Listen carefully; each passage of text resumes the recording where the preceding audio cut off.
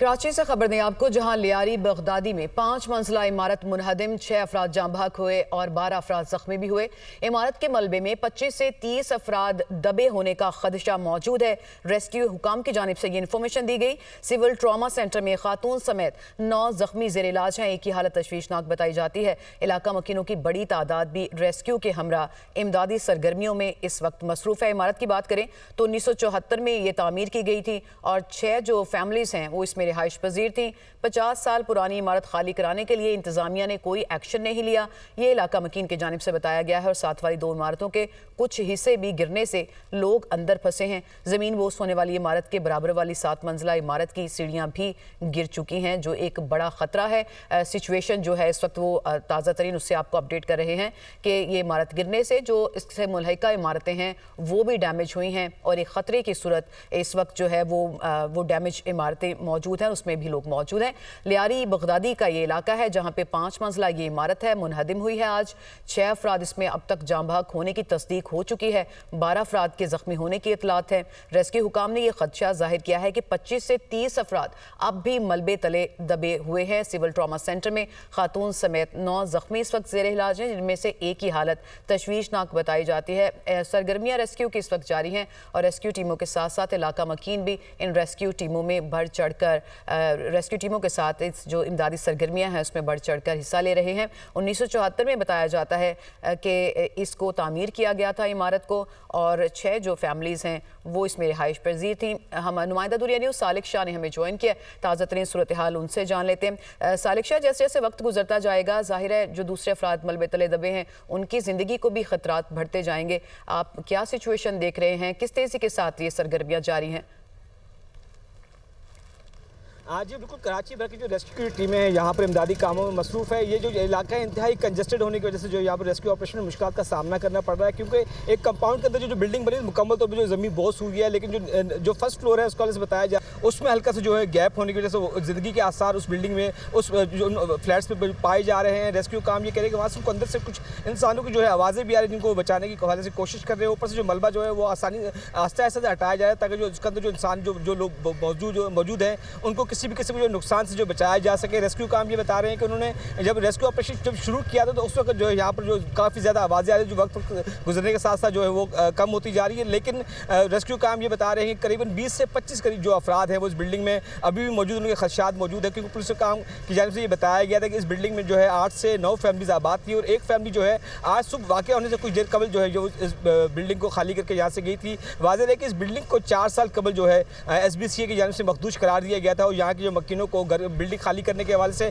12 notice भी सर्व किए गए। और अभी गुज़िश्ता दिनों जब कराची में मानसून का पहला स्पेल आया तो उसके बाद यहाँ पर यह है कि इस बिल्डिंग को खाली करवाने के हवाले से एक मरतबा फिर यहाँ के मकीनों को कहा गया, लेकिन उन्होंने बिल्डिंग खाली नहीं की। यहाँ के मकीन जब इस जगह को खाली करके नहीं गए उसके बाद ये अफसोसनाक वाक़या पेश आया, जिसमें अभी तक जो है रेस्क्यू काम इस बात की तस्दीक कर रहे हैं कि 7 अफराद जो है अफसोसनाक वाक़े में जाँ बहक हुए हैं, जबकि 8 अफराद जो ज़ख्मी हुए हैं उनको सिविल अस्पताल में तिब्बी इमदाद दी जा रही है। जबकि यहाँ पर जो रेस्क्यू ऑपरेशन अब भी जारी है, जब मलबा हटाने का काम जारी है। उनको ये जो रेस्क्यू काम है उनको ये बताना है कि मलबे तले अभी भी जो यहाँ के रिहायशी अफराद उनको ये बताना है कि उनके जो प्यारे हैं इस बिल्डिंग के तले दबे हुए ज़्यादातर अफराद जो है उनमें ख़वातीन और बच्चे हैं, क्योंकि मर्दों के वजह से ये बताया जा रहा है कि उस बेशतर जो मर्द अपने कामों पर चले गए थे और जब बिल्डिंग गिरने का जब अफसोस वाक़या है 9:30 से पौने 10 बजे के करीब जब रेस्क्यू काम ये बता रहे हैं उनको ये इत्तला मिली, जिसके बाद रेस्क्यू टीम यहाँ पर फिलफोर यहाँ पर पहुँची।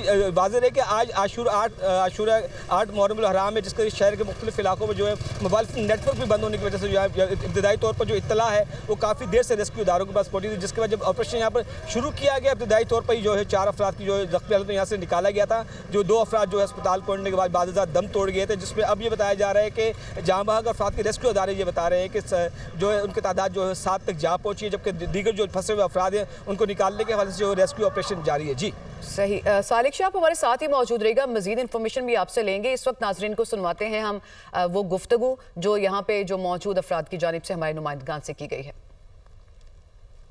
9 बजे से बिल्डिंग हिल रही थी, सब कह रहे थे बिल्डिंग खाली करके चले जाओ, कोई नहीं जा रहा। कुछ लोग चले गए और कुछ लोग उतर रहे थे और ऐसे ही बिल्डिंग गिर गई। आपका घर था वहाँ? सब टूट गए सब। कितने लोग थे? पूरी फैमिली, मेरी सास ससुर पूरी फैमिली है, मेरे देवर सब थे हमारे रिश्तेदार है, सारे रिश्तेदार है, पूरी फैमिली है। हाँ, फुफ्फी है, मामा, ये चाचा लोग, ये सारे पूरी फैमिली है, पूरे रिश्तेदार है, पूरी बिल्डिंग गिरी है। उसमें भी आधे बंदे मिले, आधे बंदे नहीं मिले हैं। आपकी फैमिली के कितने लोग दबे हुए हैं? हमारे तकरीबन चार ही ना, 3 बंदे और भी है अंदर, 3 बंदे और भी है। कौन नहीं है?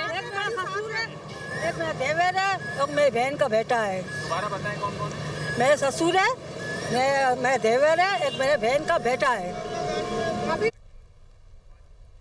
गुफ्तगू आपने सुनी। जो यहाँ पे मौजूद अफराद हैं जो मुतासरीन हैं उनकी। सालिक शाह, ये कोई नया मसला नहीं है। हर दफ़ा जब मॉनसून या प्री मॉनसून नोटिस भी जारी होते हैं, निशानदेही भी की जाती है जो बिल्डिंग्स होती हैं ख़तरा होती हैं, लेकिन हर दफ़ा ही तकरीबन हम इस तरह के वाक़यात भी देखते हैं। आप क्या समझते हैं कि कोर इशू है क्या लोग सही से इसको सीरियसली लेते नहीं हैं जब तक डैमेज ना हो जाए, या फिर इसमें इंतज़ामिया का रोल भी है कि वो इसके लिए कोई सख्ती नहीं करती? हाँ जी बिल्कुल। आज जब यहाँ सूबाई वज़ीर बल्दियात सईद गनी ने मुझसे ये सवाल पूछा था कि किस तरह के वाक़यात जो खास करके कराची के जो ओल्ड सिटी एरिया था, क्योंकि कराची का ये कदीम आबादी है, बस्ती है, लियारी ली मार्केट जो फ़िदा हुसैन शेखर रोड से मुत्तसिल, यहाँ पर जो करीबन 50 से 60 साल पुरानी बिल्डिंग है यहाँ पर आबाद है, जहाँ पर मकीन रहते हैं। और SBC की जानिब से यहाँ पर जो बेशतर जो बिल्डिंग्स हैं उनको मखदूश करार दिया गया है। लेकिन यहाँ पर जो है वो मिडिल क्लास और लोअर मिडिल क्लास के जो लोग रहते हैं, गरीब आबादियाँ यहाँ पर जो गरीब लोग के मकीन हैं, वो सईद गनी का भी यही कहना था कि अगर हम उनको घर खाली करवाते हैं तो उनको छतों से महरूम करके हम कहाँ लेकर जाएंगे, जब उनको बार हम नोटिस देते हैं, घर खाली करने का कहते हैं, लेकिन अपनी जान की परवाह किए बगैर वो अपनी छत को छोड़ने के लिए तैयार नहीं होते।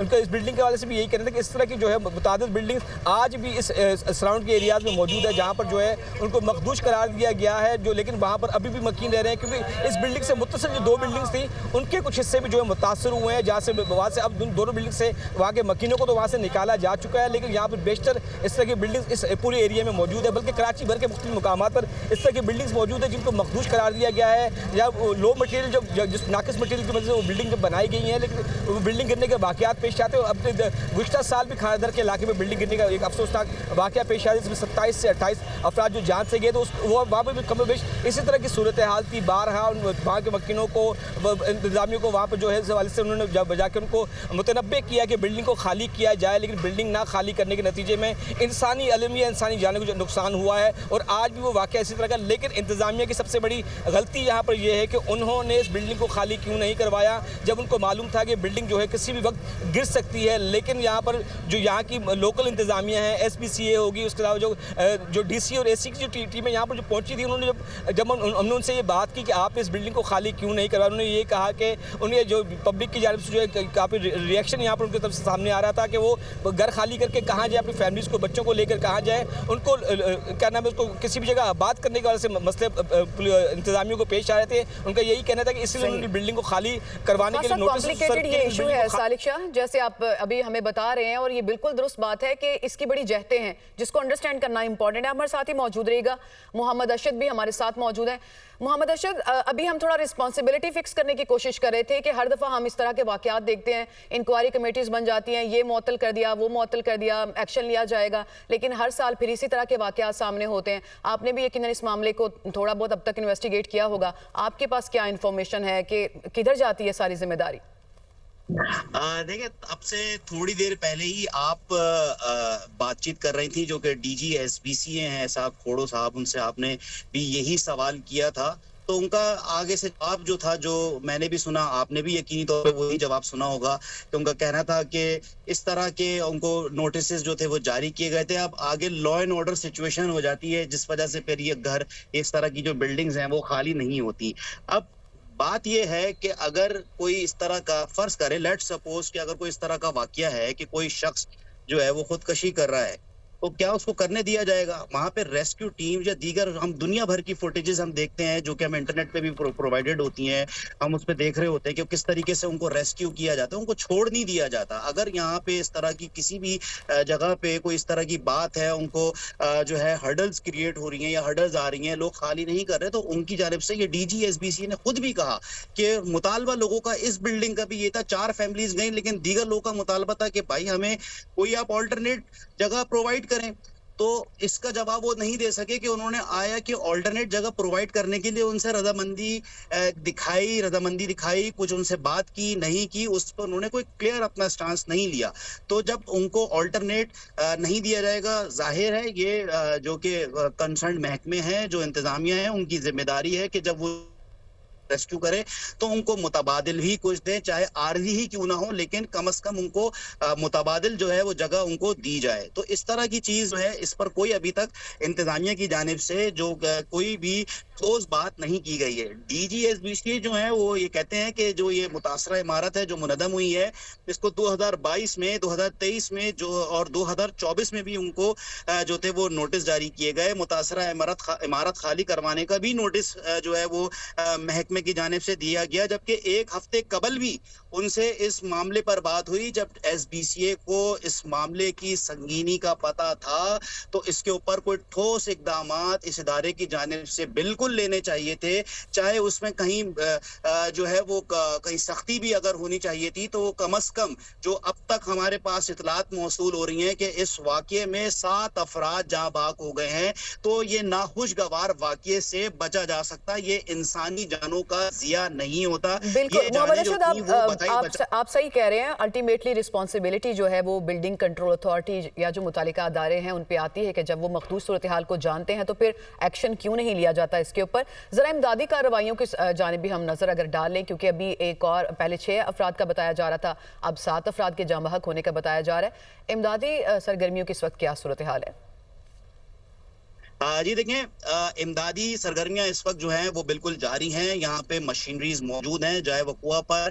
जिस तरह से मैंने आपको पहले बताया था कि ये बहुत टेक्निकल ऑपरेशन होता है, इस ऑपरेशन में जल्दबाजी बिल्कुल भी नहीं की जाती। यहाँ पे SBCA के जो कंसर्न मुतालिका इंजीनियर्स हैं वो भी मौजूद हैं। रेस्क्यू 1112 के जो ट्रेंड एहलकार हैं वो भी यहाँ पर मौजूद हैं, और बिल्कुल एक एक स्टेप, एक एक मूव जो है वो सोच समझ के यहाँ पे रेस्क्यू काम की जानिब से लिया जा रहा है। क्योंकि अगर बिल्कुल रैंडमली यहाँ से मशीनरी जो है, हैवी मशीनरी अगर यहाँ से मलबा उठाने का काम करती है, तो इसमें क्योंकि जिस तरह से बताया जा रहा है कि 2 दर्जन के करीब जो है या से ज्यादा अफराद जो है वो इस मलबे तले जो है वो फंसे हुए हैं, तो कोई भी नाखुशगवार वाकया हो सकता है। तो उससे बचने के लिए यहाँ पर ये ऑपरेशन को फुल फ्लैश जारी है। यहाँ पे सारा अमला है, यहाँ पे तमाम। जी Mohammad Arshad, we truly understand कि ये बड़ा टेक्निकल ऑपरेशन होता है, ऑब्वियसली कि जो जाने हैं उनको बचाना है इस सब को मलबा हटाते हुए भी। But my question would be कि क्या जो टेक्निकल मशीनरी और जो इक्विपमेंट और जो सलाहियत होनी चाहिए, आप समझते हैं कि उसके मुताबिक यहाँ पे चल रहा है या किसी किस्म की कोई शिकायत भी देख रहे हैं?